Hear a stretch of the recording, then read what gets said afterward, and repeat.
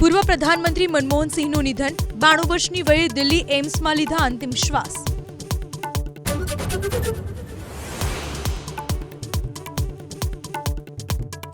હજુ 2 દિવસ ખેડૂતોના માથે માવઠાનું સંકટ. છોટાઉદેપુર, નર્મદા, તાપી અને ડાંગમાં વરસાદની આગાહી.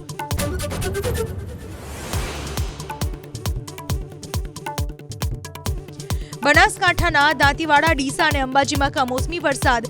નવસારીમાં પણ વરસાદે ખેડૂતોની વધારી ચિંતા.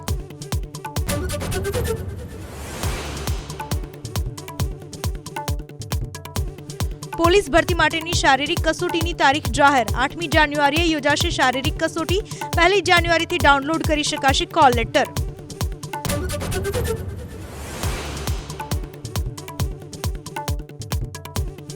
રાજકોટ શહેરમાં ડમ્પરનો કહેર યથાવત. માર્કેટ યાર્ડ પાસે વિદ્યાર્થીને ડમ્પરે લીધો અડફેટે. ડમ્પર ચાલક ફરાર.